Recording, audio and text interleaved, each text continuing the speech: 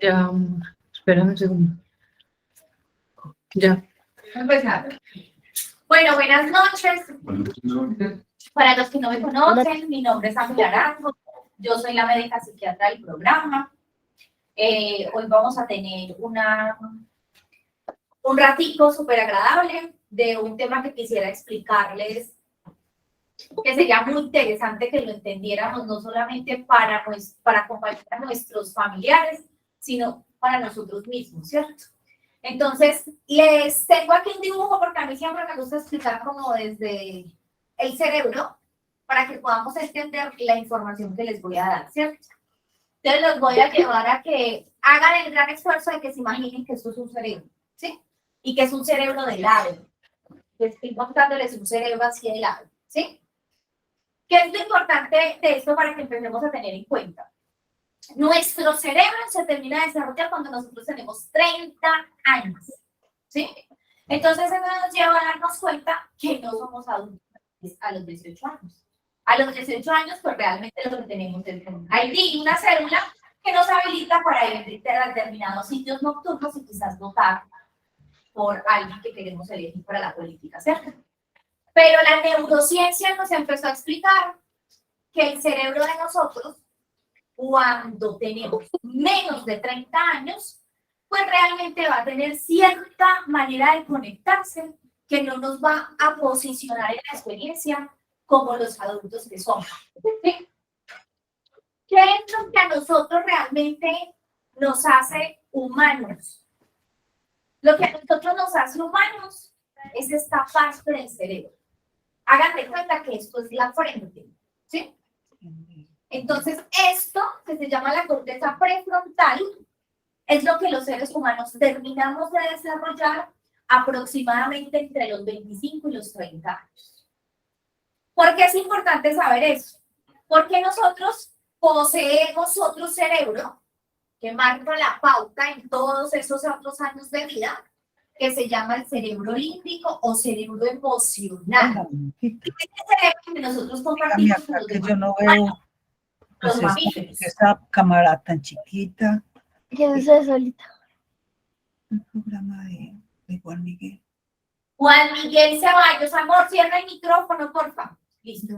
Entonces, este cerebro, que está aquí como representado en un dibujito, es el cerebro límbico o el cerebro emocional.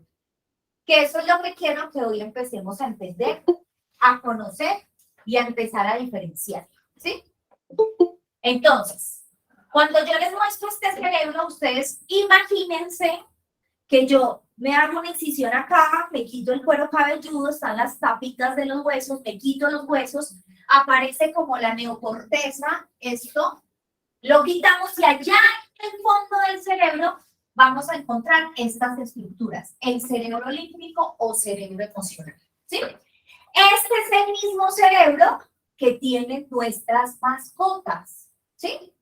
Entonces, se los estoy explicando desde la neurociencia. Muchos podríamos pensar que nuestra mascota, nuestro perrito, nuestro gatico, pues tiene unos grandes sentimientos. Y pues realmente tendríamos que pensar muy bien si realmente ellos producen sentimientos. Porque las emociones no son lo mismo que los sentimientos. Las emociones son procesos físicos que se dan en este cerebro emocional. Es este cerebro emocional el que se encarga de las emociones. Entonces, ¿a qué me refiero con las emociones? Con las emociones me refiero a lo que nosotros conocemos como emociones universales o emociones básicas. No sé si se vieron la película Intensamente. ¿Se la vieron alguna vez? La película Intensamente, que es muy interesante, sería chévere que se la vieran, es una película donde se muestra cómo funciona el cerebro de una adolescente y cómo muestra lo que pasa en su psique en relación a lo que la niña vive en su diario, en su experiencia, ¿cierto? Y cómo las emociones se van activando unas con otras. Entonces, ¿qué son las emociones básicas o universales? Las emociones básicas o universales se llaman así porque vienen en nuestro ADN, vienen en nuestro cuerpo mamífero, hacen parte de nuestro cuerpo animal. Y se llaman universales porque las tenemos nosotros, las tiene el hindú, las tiene el argentino, las tiene cualquier persona en el planeta. ¿Sí? Cualquier persona en el planeta las siente y cualquier persona en el planeta las puede hacer con su rostro. Cuando se empezó a investigar sobre las emociones, hubo un fotógrafo que viajó por todo el mundo y le tomaba fotografías a los rostros de las personas de diferentes culturas, etnias, religiones, y todos coincidían con la misma forma del rostro frente a la emoción. Entonces, ¿cuáles son esas emociones? Son la ira, la tristeza, el asco, la alegría, el miedo y la sorpresa, ¿sí? Esas mismas emociones las sienten los demás mamíferos, los demás animales. Nuestras mascotas sienten esas emociones y nosotros también. Cuando esas emociones se activan en nosotros, ¿cómo estás? Tranquila, aquí deja la ventana. Cuando esas emociones se activan en nosotros, cada emoción tiene un mapa en el cuerpo. Entonces, cuando la emoción se activa, el cuerpo enciende el mapa de esa emoción. Y yo la emoción la experimento físicamente. Las emociones son físicas. Lo que yo les acabo de decir se siente en mi cuerpo. ¿Sí? Cuando yo empiezo a entender lo que estoy sintiendo en mi cuerpo, eso lo hago con esta parte de mi cerebro, con la parte humana. Y eso se llama sentimiento. Esa es la diferencia entre una emoción y un sentimiento. Un sentimiento es lo que yo dialogo conmigo mismo frente a lo que estoy sintiendo en la experiencia. Y cuando yo voy dialogando conmigo mismo, lo voy haciendo por estas partes del cerebro, con estas cortezas. Y es allí donde yo transformo esa emoción, genero un sentimiento y doy una explicación a la experiencia, ¿sí? Entonces, las emociones que son mamíferas, muy animales, que hacen parte de nuestro carruaje animal, no son buenas ni son malas. Hacen parte de nuestro cuerpo. Lo que pasa es que nosotros hemos sido, por cultura, castrados con la emoción. Entonces, a nosotros no se nos ha permitido sentir las emociones. Como no se nos permitió sentir las emociones, empezamos a aprender que hay emociones buenas y emociones malas. Y culturalmente no fuimos educados por personas que conociesen las emociones y nos hubiesen ayudado de pequeños a entenderlas. Entonces les doy un ejemplo. Si yo les estoy diciendo que el cerebro se termina de desarrollar cuando uno tiene entre 25 y 30 años, pues calculen cuando éramos niños, preadolescentes y adolescentes, cómo afloraban en nosotros las emociones. Pues era algo que se prendía muy automáticamente porque era el cerebro que constantemente le estaba dando pauta a la experiencia, ¿cierto? Entonces, un ejemplo, yo me frustraba por una tarea y me frustraba e inmediatamente se conectaba en mí, en mi cuerpo, la ira, ¿sí? Que no es una emoción ni buena ni mala, ¿cierto? Pero yo me enojaba. Entonces es típico, no sé si les pasó a ustedes, a mí me pasó, está muy berraquita, se emputó mucho, de verdad está muy berraca. Venga, mamita, que yo sí le voy a dar una razón para que se emberraque, ¿cierto? Entonces, lo primero que se hacía era sacar un cinturón y quizás castrarnos la emoción y pasar de la ira inmediatamente al miedo porque me van a golpear, ¿cierto? Entonces empezamos a aprender que la ira no se nombra, que la ira no se pronuncia, que la ira no se expresa. ¿Por qué? Porque la ira está mal, ¿sí? Y no es que sea buen animal, es una manera como mi cerebro emocional está respondiendo a la situación que yo estoy viviendo. Entonces ustedes dirán, pero Ángela, ¿eso cómo funciona? Yo vivo el presente con la información de mi pasado. yo no vivo el presente con la información de mi futuro, porque esa información yo no la he experimentado. Entonces, el cerebro de nosotros suele almacenar información. ¿Para qué? Pues para poder sobrevivir a la experiencia. Si nuestro cerebro no almacenara las memorias emocionales, pues nosotros no podríamos sobrevivir a las experiencias. Entonces, esas emociones que se dan acá, son coleccionadas. Hagan de cuenta que esta figurita verde que ustedes están viendo acá es la amígdala cerebral. La amígdala cerebral es la que selecciona la emoción para poder empezar a darle una explicación a la experiencia que uno está viviendo. ¿Sí? Entonces, si estamos diciendo que la amígdala cerebral, ella, que viene siendo más conocida como la loca de la casa, ¿sí? Si ustedes alguna vez se han preguntado, ¿pero dónde está la loca de la casa? Esta es la loca de la casa. Y bienvenidas porque no la poseemos solamente las mujeres, los hombres también la tienen. Pero por naturaleza biológica, nosotras las mujeres solemos tener una amígdala más grande, ¿sí? Por eso terminamos siendo muchas veces más impregnadas de la emoción que los hombres. Aunque hay algunos hombres que poseen amígdalas como las de las mujeres y los podemos ver muy impregnados desde la emoción, ¿sí? Porque tanto el cerebro masculino como el cerebro femenino se conecta diferente, son cerebros distintos. Pero no quiere decir que ellos no experimenten esto.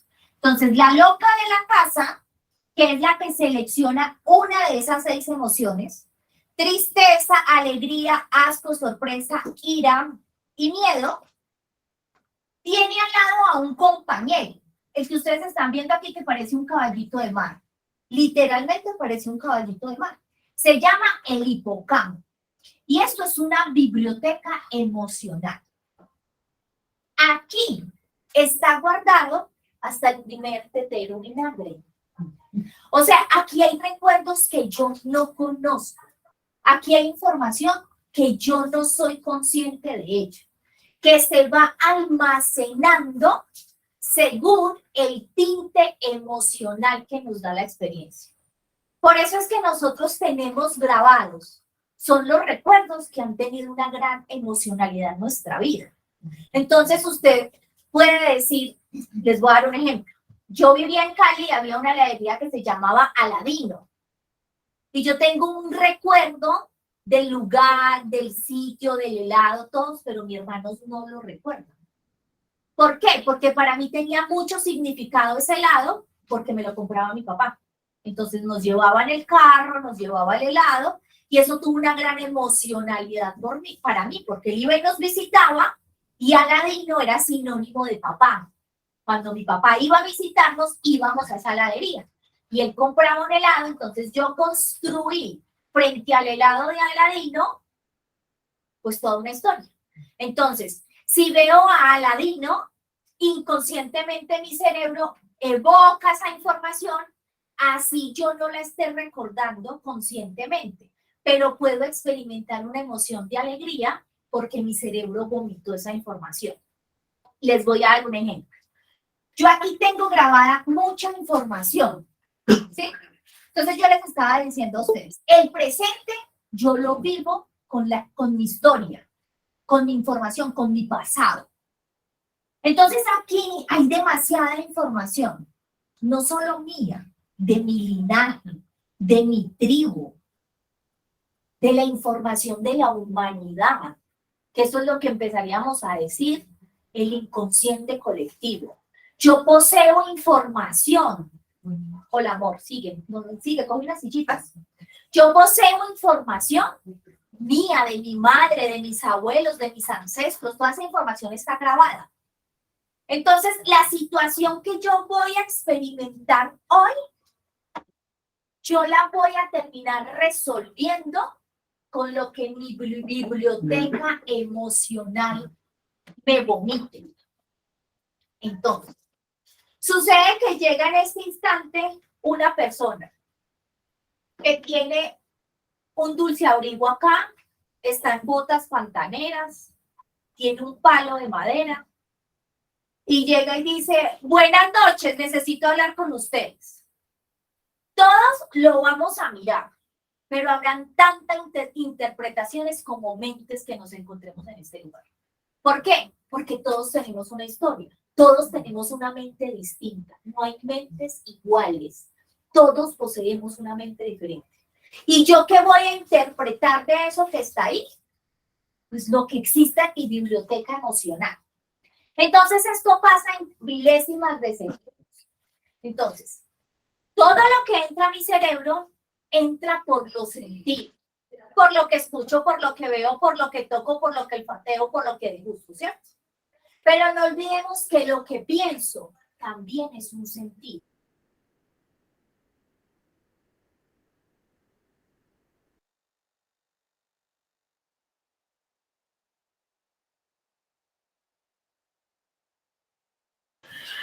Disculpe, silenciaron el micrófono. No se escucha. No se escucha. No se escucha, no se escucha la reunión, no se escucha.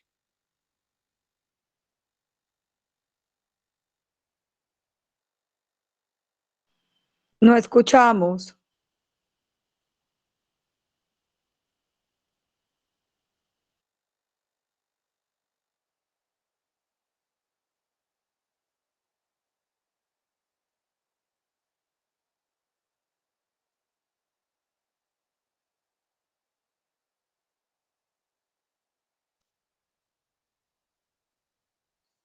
Ahora espera un segundo que se dañó el audio. El audio prendido, mi vida.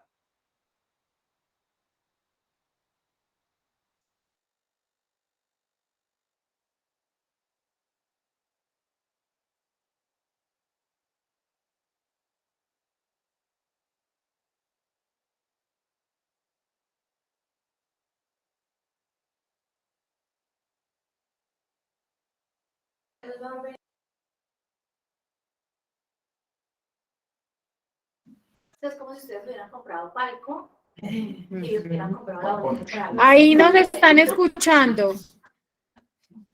¿Ya escuchan? Sí, ya se escucha. Sí, sí, ya se escucha. Sí, doctora, muchas gracias. Quedamos cuando usted empezó a decir que el cerebro se desarrollaba a los 8 años. Entonces, el señor llega, todos lo vamos a mirar. ¿Y cómo funciona eso en el cerebro? Vamos a poner un ejemplo, ¿cierto? Ella lo miró y lo escuchó. Esa información llegó al tálamo. El tálamo es como una ventana que recibe la información, la acomoda y la reparte en el cerebro. Pero antes de hacer eso, el tálamo coge, ustedes se van a imaginar esto, y le dice a la loca de la casa, oí, loca, imagínate, un tipo parado en la puerta, vestido así, con tal tono de voz, que dice esto. ¿Qué hago? Y la loca le dice, espérate un momentico, yo ya te averiguo con el bibliotecario. Entonces ella le dice, oí, me acaban de mandar esta información, pasa esto, esto, esto. Dependiendo del autoconocimiento que yo tenga de mí mismo, esta biblioteca tiene papiros o tiene un software, ¿cierto? Supongamos que el software de ella es un buen software, ¿cierto? Entonces el bibliotecario le dice, espérame, dame 2 segundos. Y le dice, eso que usted me está preguntando a mí es igual a su papá cuando llegaba borracho todos los días.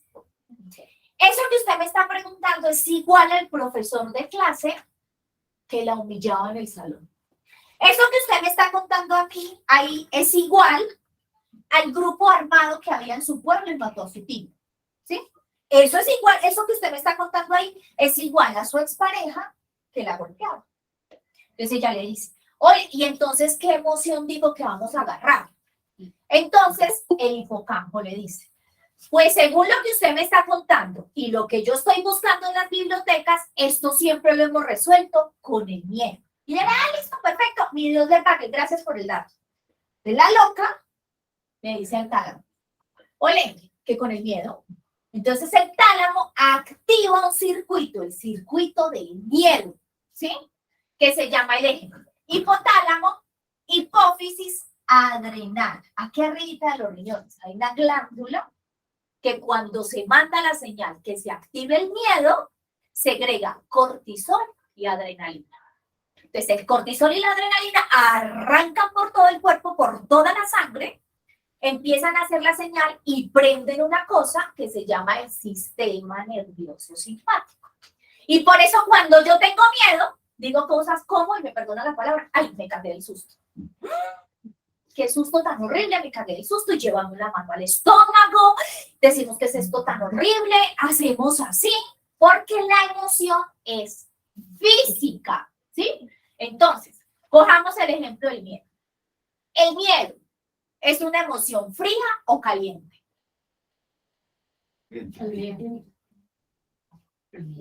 No sé. Miren que no conocemos las emociones, no tenemos ni idea cómo está este cuerpo.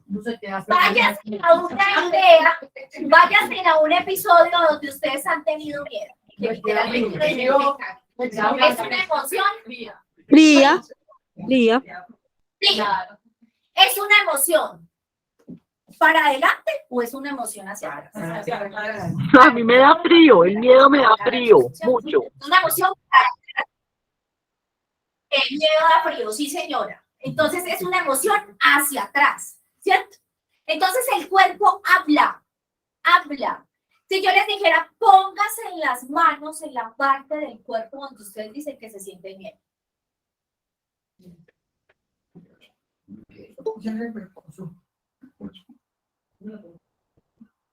Aquí.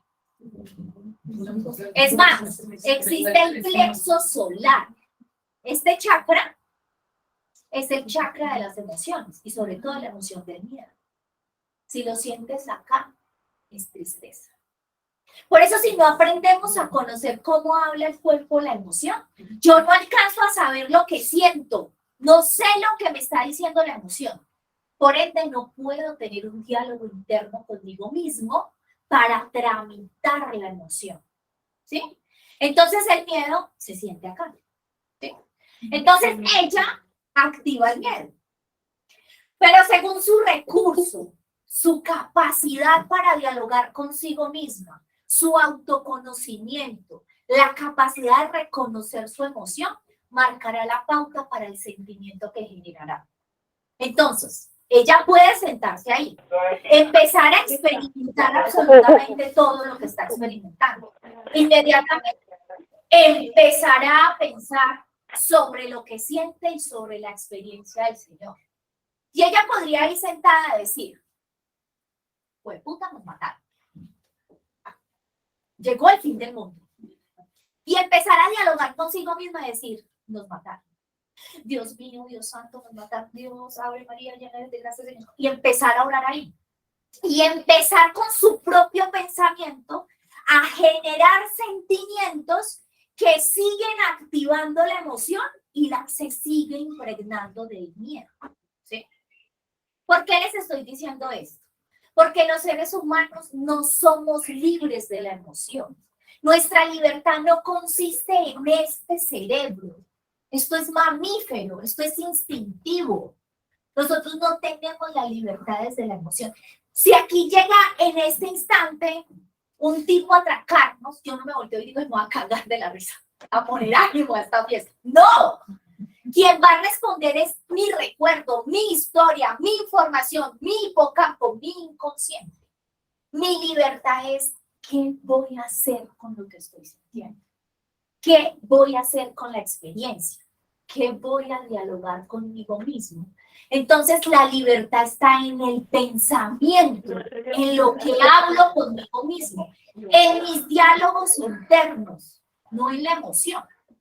Ahora, seres humanos están en la experiencia que logran ser libres de las emociones, pero no somos ninguno de nosotros, no.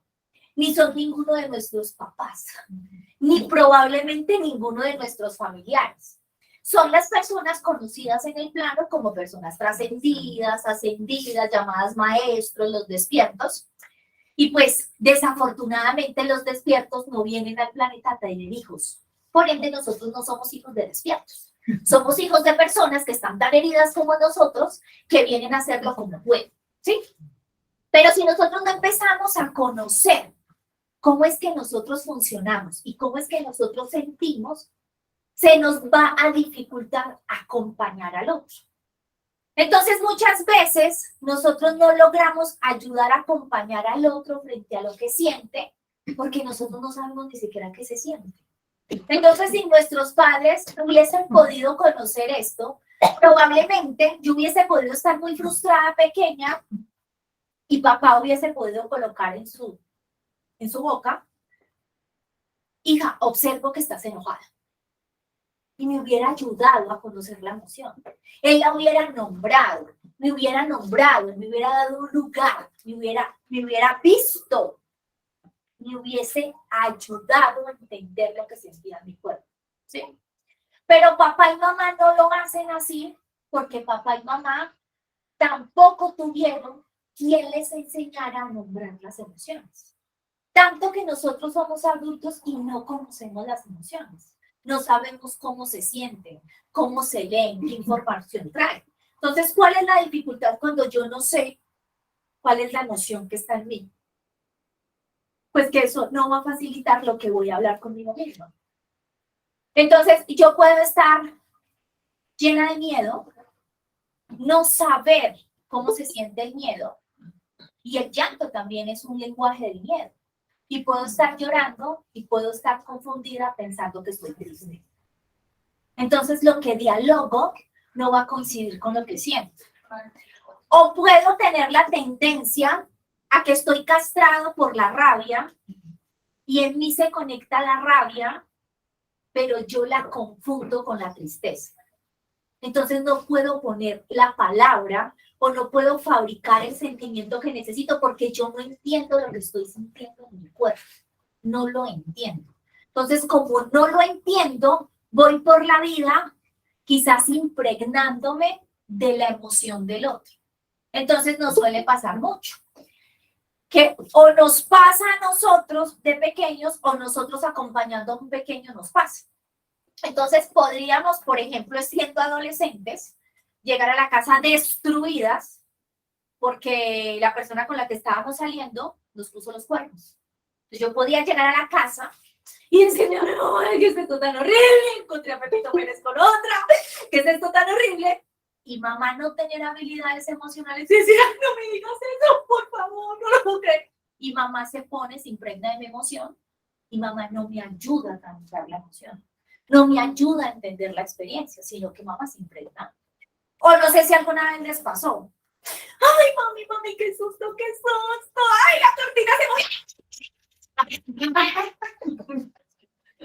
Yo estoy muerta del susto, pero mi mamá se impregnó del susto. Entonces, calculen, yo era una niña, una adolescente o una preadolescente asustada, queriendo que mamá me salve, me nombre, me ayude a tramitar la emoción, pero mi mamá se cagó 3 veces más del susto que yo. Entonces puede ser tan perjudicial esa madre que me da la mano para pasar la avenida: ¡ay, cuidado! Pasemos, a la madre que me dice: pase, mi amor, que usted está solo. Entonces, no sé si logran entender que quienes nos acompañaron marcan una pauta en la información que nosotros tenemos en el hipocampo. Entonces, como nos acompañaron a nosotros, es como nosotros también acompañamos a otros. Sean nuestros hermanos, nuestros hijos, nuestros amigos, nuestros primos, nuestros padres, sea lo que sea. Yo puedo dar solamente de lo que tengo. Pero ¿cómo me doy cuenta qué es lo que tengo? Pues yo me doy cuenta qué es lo que tengo cuando me doy la tarea de empezar a autoconocerme. Y por eso es que es adentro, no es afuera. Porque afuera no hay nada ni nadie haciéndome nada.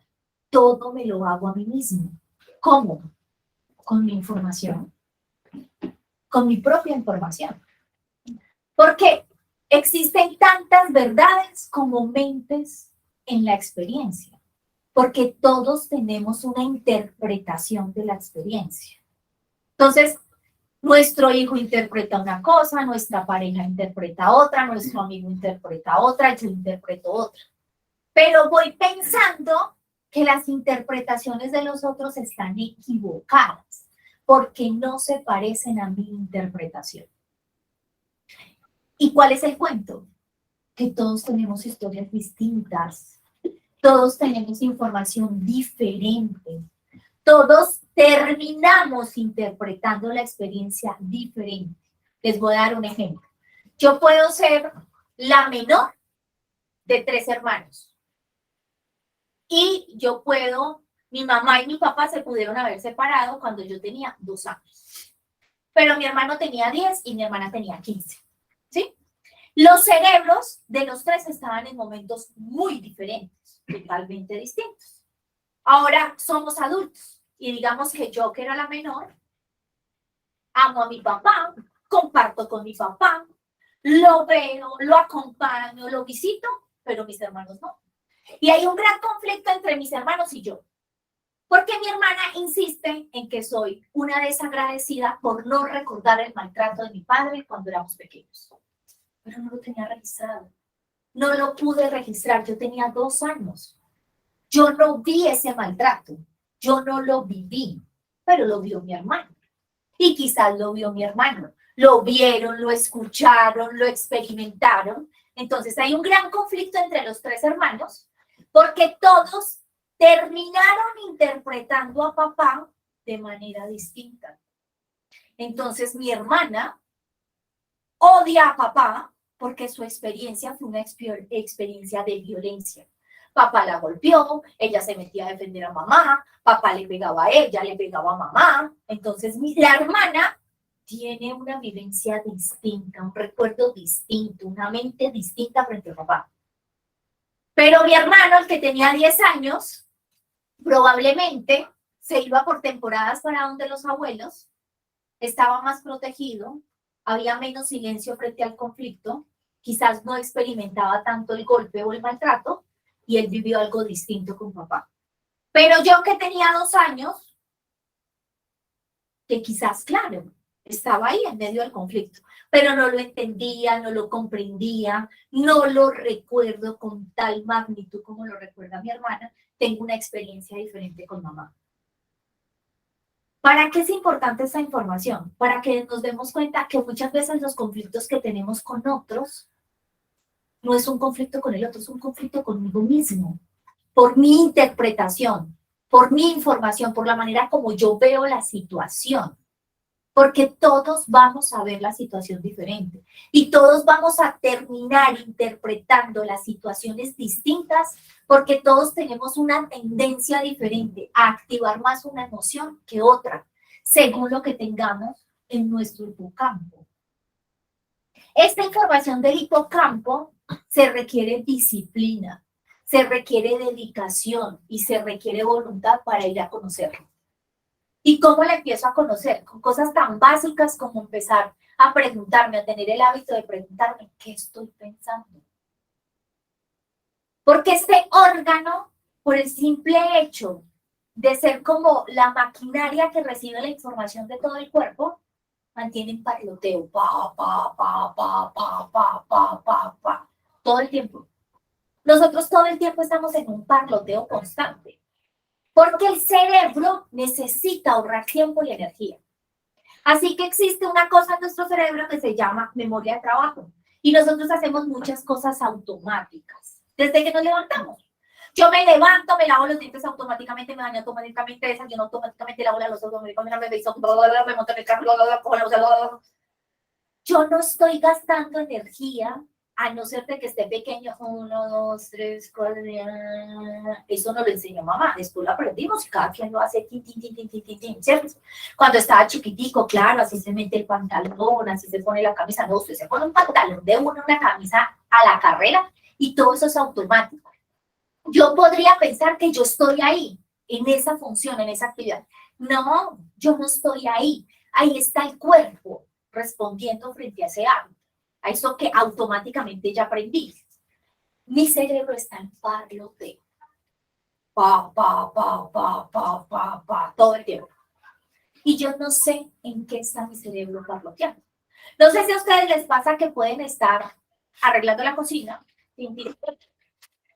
Y de un momento a otro, ay, no, qué angustia, ¿qué es esto tan horrible? Ay, no, qué angustia, no sé qué me pasó, y algo va a pasar, ay, no, qué esta angustia tan horrible, ay, mira, ¿qué pasó? No, claro que usted no sabe qué le pasó, porque usted no se conoce, porque usted no se escucha, porque usted no se observa, y usted no sabe, lavando la loza, en dónde estaba, si atrás, si por allá adelante, si fantaseando. Entonces, la mente tiene muchos laberintos que engañan. Y una de las cosas con las cuales engaña la mente es llevarme a diferentes estadios en ese parloteo constante. A navegar en el pasado, a ir hacia el futuro, a fantasear. Ojo que fantasear no es lo mismo que imaginar.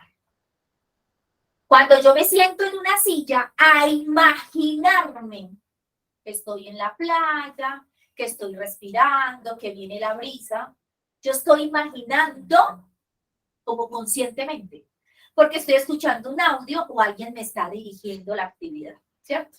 Entonces, mi mente está ahí, colocando la energía en imaginarse el mar, las olas, bla, bla, bla, bla.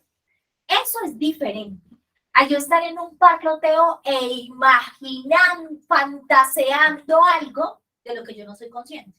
Por ejemplo, voy en la buseta y no soy consciente que estoy fantaseando que voy en el metro de Nueva York a la Quinta Avenida a encontrarme con el jeque que me levanté por internet, que me va a llevar a Alemania y que después vamos a pasar a Milán, Italia, a comprar ropa. Cuando de un momento a otro, me tenía que bajar. Aterrizo y voy a sentir un gran disconfort. Porque Marita estaba por la Santander, ¿cuál avenida Quinta de Nueva York? Estaba en la Santander. Entonces tengo que volverme a aterrizar y tengo que volverme a acomodar a esa realidad. Eso es como, por ejemplo, cuando fantaseamos en el amor. Tengo un novio, de esos que no regalan ni flores hechas en papel, que no se le ocurre ni escribir hola en una servilleta. Y el tipo va a llegar a las 9 de la noche. Yo me voy arreglando y mientras me voy arreglando automáticamente mi cerebro empieza a fantasear con que el tipo llega con flores, vamos a ir a cenar, mete la niña en la copa de vino. Cuando llega el guacho con la gorra, ¿qué dale pues? ¿Qué le pasó? Y uno pum, como que aterriza y dice, ah, no es la realidad, ese no es el novio. Con el que yo estoy fantaseando no es real. No es real, no me va a llevar a un restaurante, vamos a ir a comer perro de la esquina, yo tengo que poner la mitad de la plata y no me va a dar ningún anillo. Entonces el cerebro tiene que volver a reaccionar y voy a sentir el disconfort. Porque muchachos, la mente no distingue entre la realidad y la ficción.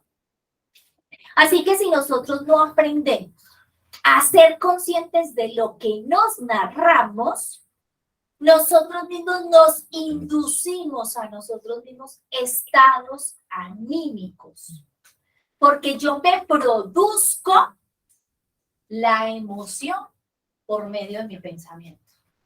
No es lo mismo que yo me encuentre con Laura y empecemos a conversar, hasta chistoso, bromeando, que muchas veces nos ha pasado. Oiga, hace poco me gané $1.000.000, aliste la maleta que nos vamos este fin de semana. Ella sabe que es un chiste y me sigue la corriente. Y me dice, en serio, yo, no lleve ropa. Sí, la compramos toda, mi maleta, mi amor. Y tranquila que la primera parada es en Nueva York. Peluquería, nos compramos unas cuantas cosas, llegamos a Europa, todo está listo. Tengo unos amigos árabes, pinchos en la plata, vamos a montar ya, no sé qué, y nos reímos. Y estamos ahí conversando, muertas de la risa. Pero estamos en este salón. Para nuestra mente eso es real. Y nuestra mente está activando cosas en el cerebro según la historia que nosotros nos estamos contando, ¿cierto? Así como yo me estoy contando esa historia con ella, puedo empezar a estar sentada tomándome un tinto en mi casa y contándome una historia a mí misma. Porque con la persona que más hablamos en nuestra existencia es con nosotros mismos. Yo hablo más que un perdido, pero no hablo con nadie más que lo que hablo conmigo mismo. Entonces, calcule si lo que yo estoy hablando con Laura tiene un impacto en mis emociones, en mi cerebro, en mi biología, en mi química. Calcule cuando nos encontramos. Laura, ¿usted vio eso que no está puteado? Usted vio que esto va de culos para el estanco, que estamos jodidos, que este país se va a la mierda, que nosotros vamos a terminar es en la inmunda. Y se arrima la vecina, oiga, ¿cómo quiero pues el tipo que apuñaló 57.000 veces la mujer? No, ¿y a usted qué le parece cómo está esta sociedad? Y, no sé. Y empezamos a hablar.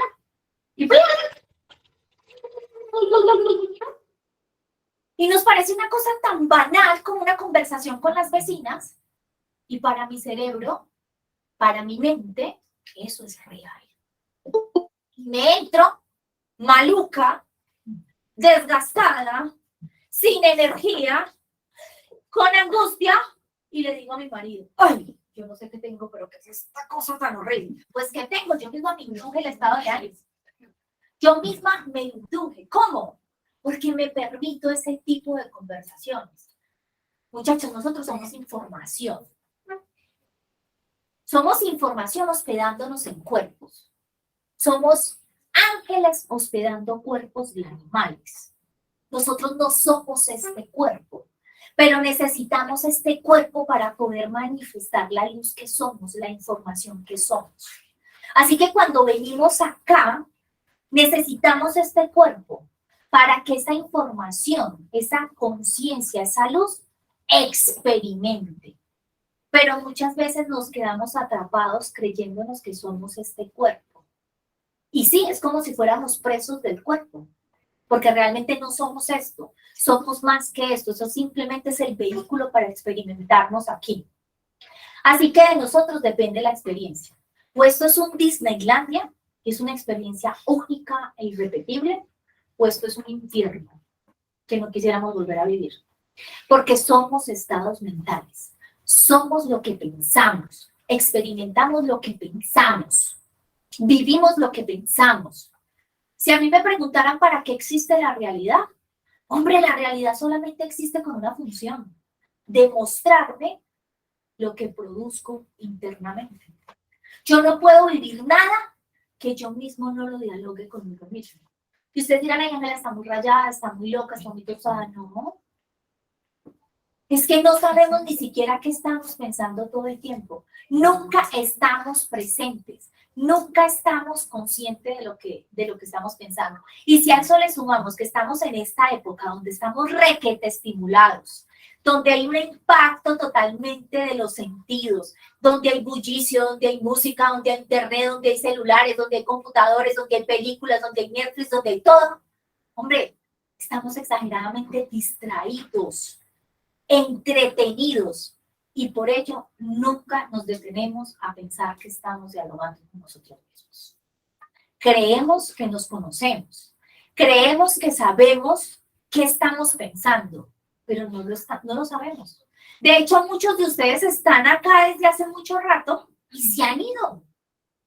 Y cuando yo digo una grosería, subo la voz, algún chiste, nuevamente la ínsula del cerebro dice, ey, ¿dónde está? Y ustedes regresan. Pero si ustedes se han ido un mundo de veces y regresan. Y se van y regresan. Bueno, ustedes dirán, Ángela, eso es imposible. No, no es imposible. No es imposible. Es un entrenamiento.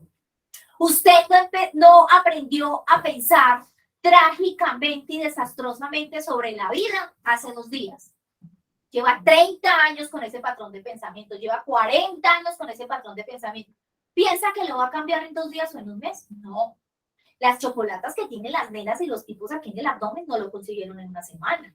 Lo consiguieron con dedicación, con disciplina, con haciendo el abdominal, vuelve y dele. Lo mismo pasa con nuestra mente.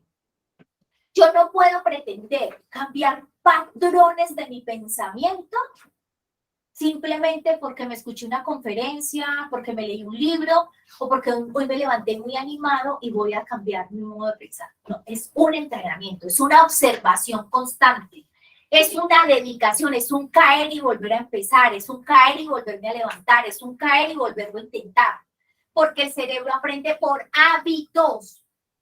El cerebro está lleno de hábitos y yo lo que he hecho es enseñarle a mi cerebro hábitos para resolver las situaciones del diario vivir.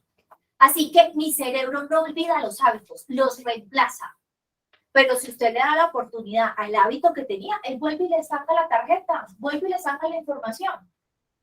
Así que es una constante, es disciplina, es estar constantemente observando lo que yo estoy pensando. Y más allá de observar lo que estoy pensando, es hacerme responsable de lo que siento.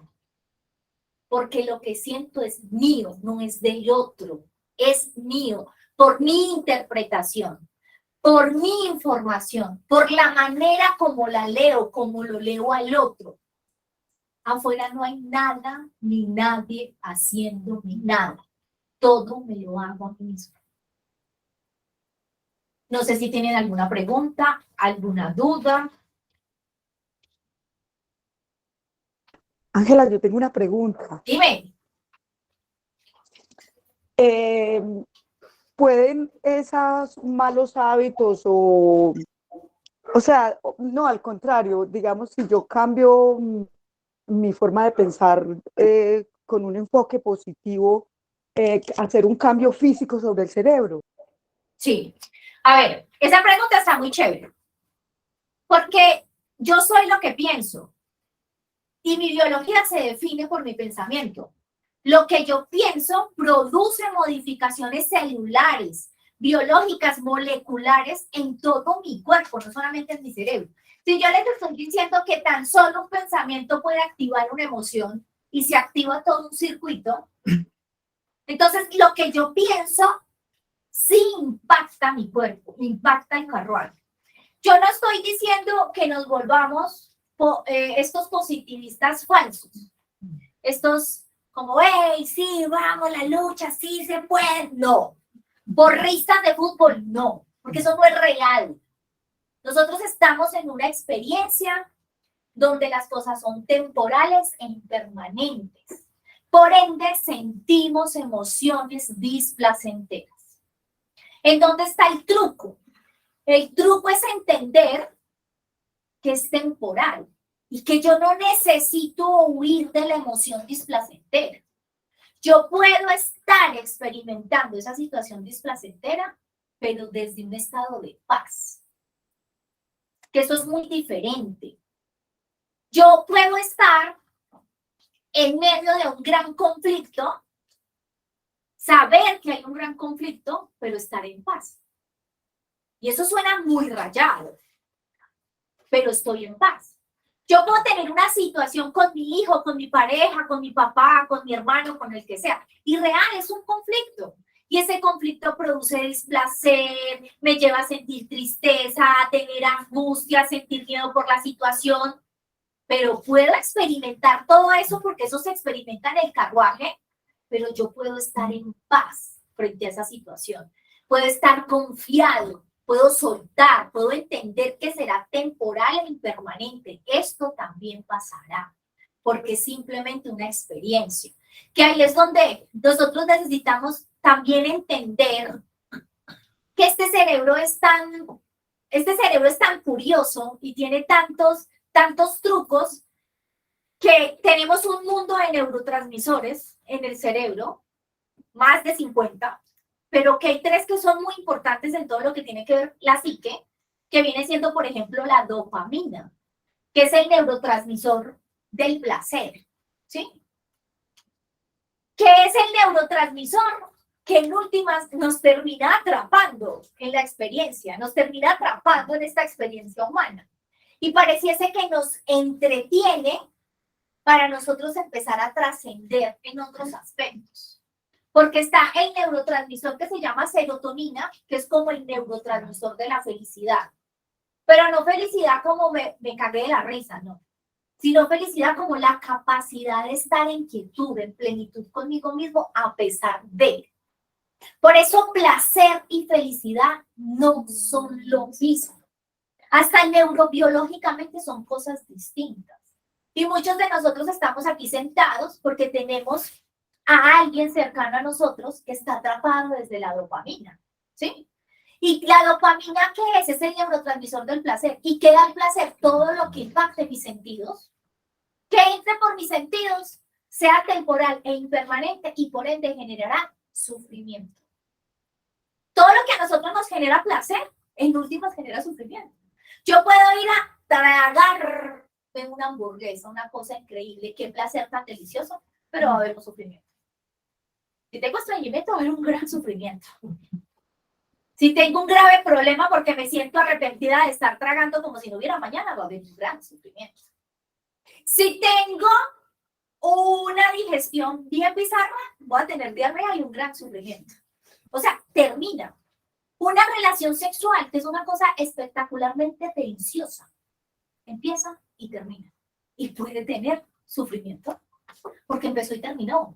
Y me estoy echando el polvo con el que no me lo debo echar, con el que no me lo tengo que echar, con el que no está disponible para mí, con el que me enamoré, con el que no me enamoré, con el que me quiso o no me quiso. Genera sufrimiento. No quiere decir que nosotros no estemos en la experiencia para sentir placer. Claro que estamos en la experiencia para sentir placer. De hecho, este es el parque de diversiones de nuestro papá. Y papá nos permite estar acá para nosotros crear, disfrutar, estar aquí, pero no para entretenernos solamente con el placer, porque el placer es de este cuerpo, es de este carruaje, no de nuestro espíritu.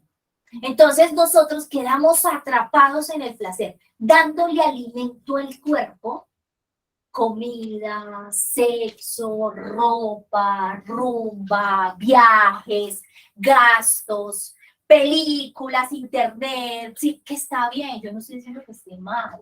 Estamos acá y pues algo hay que hacer, hay que comprarse los zapaticos que a uno le gustan, hay que ir a hacer lo que a uno le gusta, ¿cierto? Porque estamos en el plano. Pero estamos tan sumergidos en la Matrix, en la Maya, en el Samsara, en esta película, que nos creímos este cuerpo y nos olvidamos de quiénes éramos. Entonces no hemos podido recordar cómo regresar a casa. Y para regresar a casa necesitamos estar más desde la serotonina. Es más, adentro, en silencio, escuchándome, observándome, conociéndome, perdonándome, amándome, no juzgándome y teniendo la posibilidad de ver mi historia, de observar el personaje que es el que está en este cuerpo. Pero yo no soy este cuerpo. Soy un cuerpo experimentándome, pero soy más que el cuerpo. Entonces, cuando yo logro estar más desde acá, pues bien, disfruto la vida, porque es que también es para disfrutarla, para reírme, para salir, para no sé qué, pero no empiezo a estar en el plano y en la experiencia buscando placeres que me den dopamina, me den dopamina, me den dopamina, me den dopamina. Entonces empiezo a confundir que la felicidad y el fin último de la experiencia es estar con dopamina todo el tiempo. Entonces, si no tengo dopamina, no tengo placer, mi vida no tiene sentido, no hay propósito de vida, me siento vacío, me siento confundido, experimento un mundo de emociones, siento confusión, porque claro, dependo de la afuera para estar sintiendo todo el tiempo esa dopamina.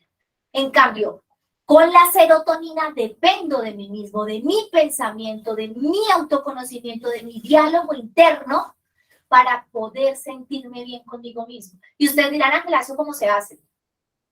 Con la oración, por ejemplo, con la contemplación, otros lo encuentran con la meditación, pero es el silencio, es encontrar el silencio de esa conexión conmigo mismo y con lo que todos llamamos Dios, en diferentes nombres, en diferentes estadios, formas, lo que sea. Pero es esa conexión con lo que nos sostiene en la experiencia, porque no estamos aquí solos, sostenidos del aire. No, sí nos sostienen, y de hecho la ciencia ya lo sabe, sí nos sostienen en esta experiencia. Entonces, cuando yo estoy desconectado de lo que me sostiene en la experiencia, de esa esfera espiritual que no tiene que ver con religión, pero las religiones son herramientas para conectarme con mi esfera espiritual, por eso existen muchas religiones y cada quien se encuentra en su espiritualidad con lo que se siente cómodo, con lo que le vibra, con la información con la que se siente cómoda. Entonces, cuando yo logro activar mi esfera espiritual, logro mover muchos procesos serotoninérgicos en mi cerebro. Entonces, son dos neurotransmisores totalmente distintos. Así que lo que yo hago en mi diario vivir, lo que construyo en mi película, en mi teatro, en mi papel, claro que impacta mi biología, claro que impacta mis células, mi ADN, mi información molecular, impacta absolutamente todo, porque me impacta a mí e impacta a los que vienen. No sé si tengan otra pregunta, Si ya los dejo ir. Dime, Sí, Ángel, yo tengo otra. señora. Yo cómo hago para bajar, verbalizar o articular con palabras algunas emociones que no sé cómo bajarlas. O sea, hay muchas veces que uno dice, pero ¿cómo articulo? ¿Cómo bajo esto si yo misma no soy capaz de gestionar eso? O sea, ¿hay algún un entrenamiento? Yo le estoy escuchando que sí, que el silencio, pero puede ser de pronto escribir o qué. Listo, no, mira, si tú realmente todavía no tienes ningún conocimiento de las emociones, te invito a que empieces a explorar qué son las emociones. Por ejemplo, te invito a que busques a un señor que se llama Enrique Corbera. Es un terapeuta español. Él es el creador de una cosa que se llama la neuroemoción. Y el tipo es un grosso para explicar las emociones. Entonces vas a internet, buscas cómo se dan las emociones y el tipo las explica muy chévere. ¿Qué otra corriente filosófica, que no es una religión, sino como un estilo de vida, que explican muy bien las emociones, son los budistas? Los budistas saben explicar muy bien las emociones, las explican increíble, hay unas conferencias increíbles. Y ellos explican muy bien el nacimiento de la emoción y cómo las emociones lo terminan envolviendo a uno en el cuerpo. Entonces los budistas tienen una información muy bonita sobre eso. No sé si seas budista, de pronto si eres católica o cristiana, pueda de pronto sonarte más la información de la cábala. La cábala es una información espectacular, es de los judíos, que es la información de donde nace el origen de todas las religiones. La cábala explica muy bien las emociones. Entonces puedes empezar como a ahondar en ese tipo de búsquedas donde tú vas a encontrar información. Te recomiendo que te busques audiolibros. Por ejemplo, existe una terapeuta que murió hace como 3 años que se llamaba Louise Hay, Hay, se escribe Louse, Hay. Ella era una cristiana que fue una gran referente a nivel mundial. Es la autora de un libro que se llama Usted puede sanar su vida. Tiene unos libros increíbles, tiene unos audiolibros increíbles. Y mientras uno va cocinando, tendiendo la cama, arreglando el closet, vea, es espectacular para uno irlo escuchando. Entonces, si uno va en el carro, o yo tengo la costumbre de que voy haciendo oficio y me da la tailandesa y empiezo a barrer, a trapear, a sacudir, a mover todo, y la pongo a todo volumen y la voy escuchando.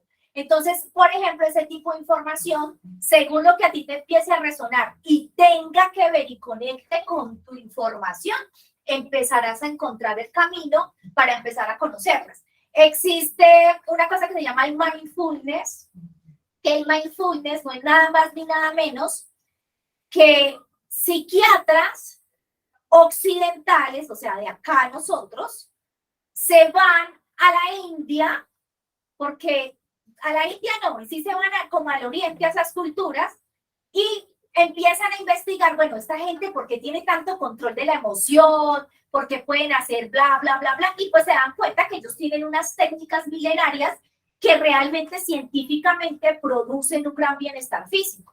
Entonces ellos quitan toda la connotación religiosa, que sean, digamos, veganos, vegetarianos, todo lo de sus dioses, todo este tipo de cosas, y sacan el origen de lo que es el ejercicio meditativo que ellos hacen, que es como una especie que si lo acomodamos a nosotros sería como lo que nosotros hacemos en la oración, ¿sí?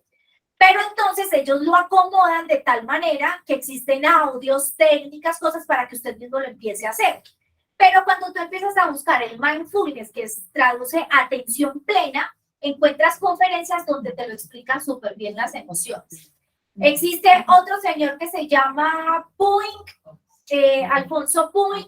Él es un neurólogo y también explica muy bien las emociones. De hecho, si quieren ahorita por el grupo de familia, les tiro un mundo de videos y cosas para que los empiecen a ver. Pero información hay muchísima. Lo único que tienes es que tener entusiasmo, ganas de hacerlo, porque información hay mucha.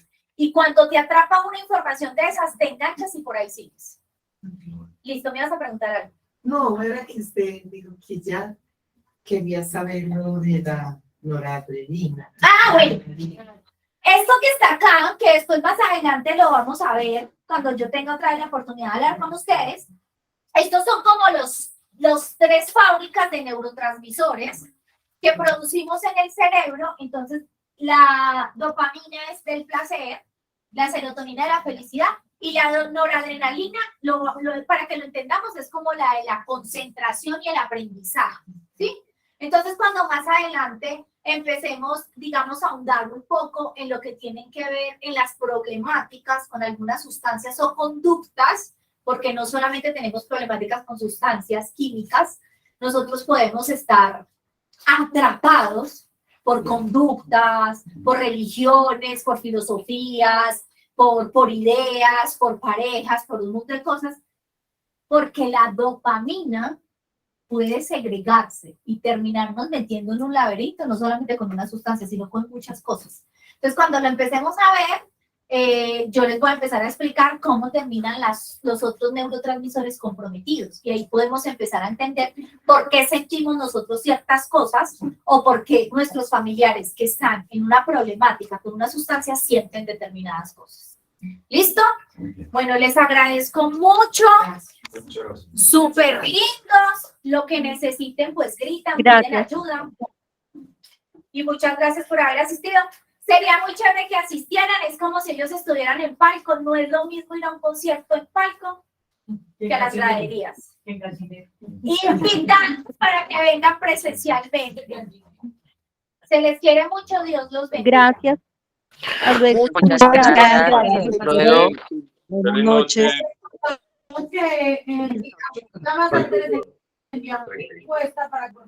Gracias por la orientación. Muchas gracias. Gracias, doctora. Muy amable. Gracias.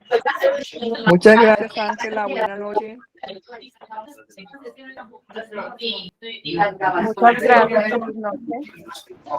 Muchas gracias. Muchas gracias. Buenas noches. Vamos abajo, sí. Muchas gracias.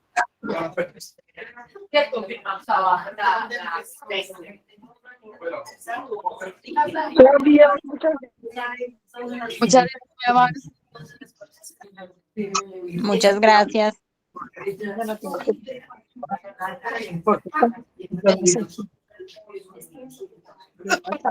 Buenas noches, muchas gracias.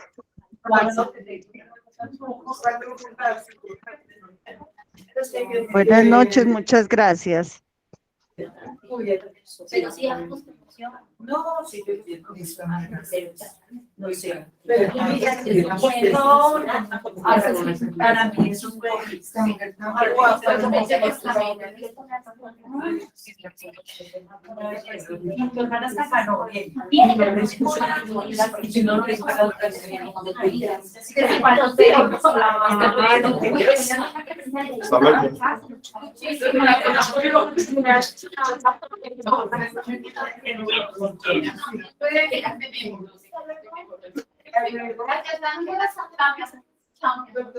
Dígame.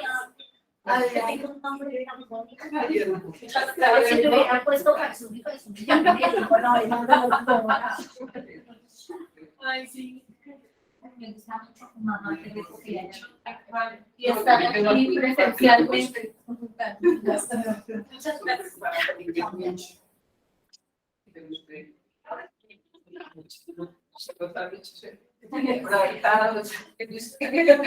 No, si son más seguiditas. Excelente. Gracias. Chao, mi amor. Chao.